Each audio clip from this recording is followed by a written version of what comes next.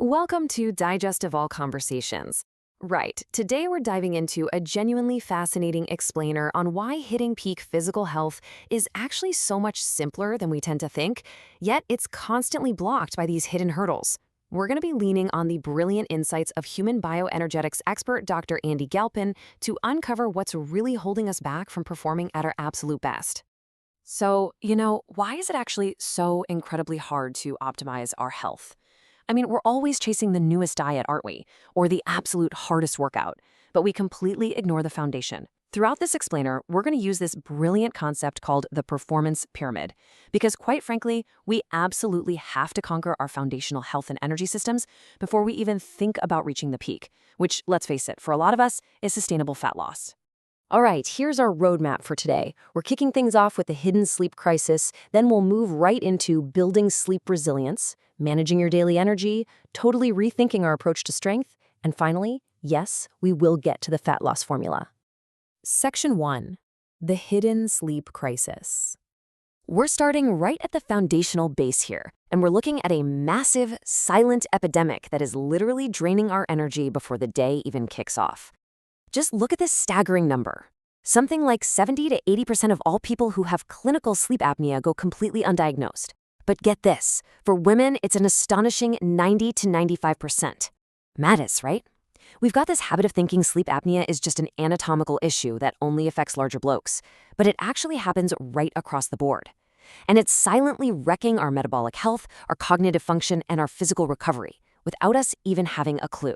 And, well, one of the main culprits behind why our sleep is taking such a massive hit is just our modern environment. It is physically altering our sleep architecture. Think about it. Our ancestors lived with this lovely rural night noise of around 35 decibels. Fast forward to today, and our urban environments are absolutely blasting us with 60 to 70 plus decibels of baseline noise. And the crazy part?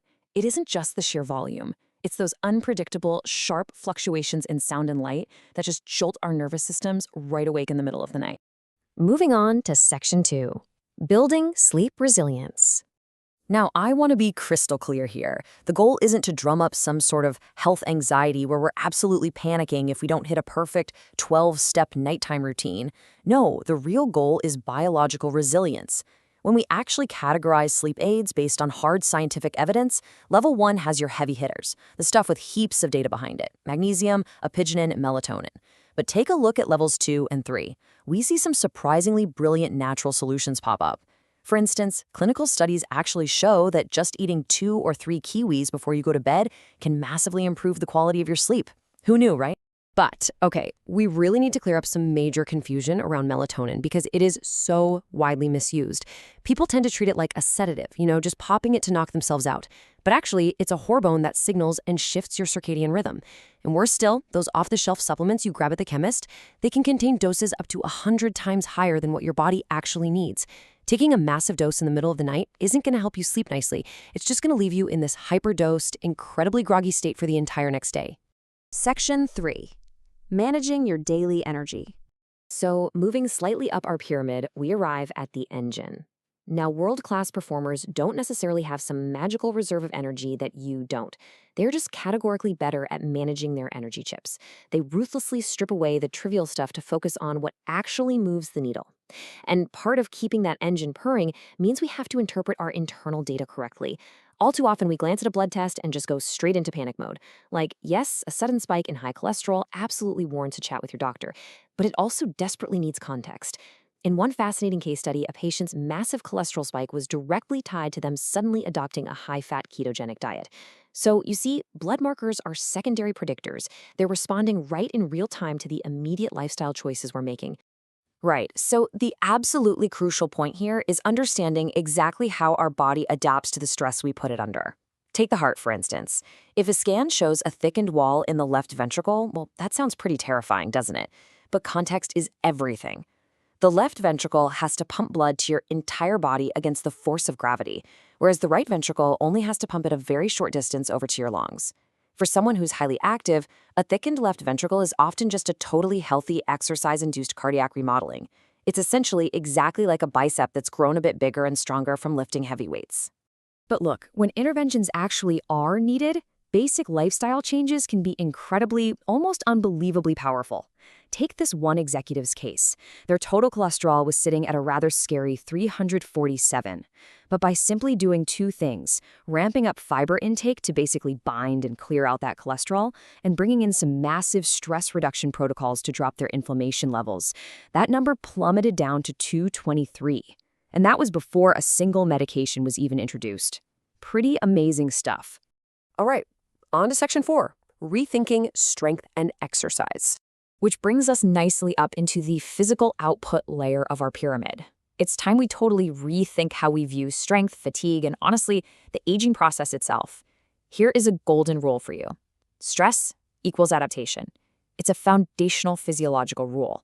If you want more energy to run around and play with your kids, you literally have to demand that energy from your body by moving it. Avoiding movement just to protect a few minor aches and pains, that actually just accelerates physical decline. It becomes a vicious downward spiral. We really have to practice this idea of stress inoculation, giving our bodies the prompt they need to adapt and grow stronger. And you know what? Measuring that strength can reveal some really hidden truths. We've all heard that grip strength is a great predictor of longevity. But the genuinely fascinating bit isn't just about how hard you can squeeze. No, it's actually about the asymmetry, the difference between your left and right hands. That asymmetry turns out to be a really powerful early predictor of neurological decline. So it shows us that your grip strength isn't just about having muscular forms, it is quite literally a direct window into the health of your nervous system. Finally, section 5, the fat loss formula. Right, we've finally reached the very peak of the pyramid. Now that we've built this incredibly resilient base of sleep, energy management, and physical strength, we can finally cut through all that endless dietary noise and look at a really clear, science-backed approach to fat loss. When it comes to your nutrition, you really need to ask yourself one question. Are you a baker or are you a cook? Now, baking is rigid, right? You weigh and measure every single gram like it's a chemistry experiment. Cooking, on the other hand, is much more conceptual. You just follow a few intuitive rules, like always making sure you have a solid protein source at every meal. So, that's the secret. Try the highly precise baking method for just 1 or 2 weeks, just to start. It forces you to actually learn what your real portion sizes and macro breakdowns look like in the real world. Once you're fully calibrated, you can graduate up to the highly sustainable cooking method for the long haul.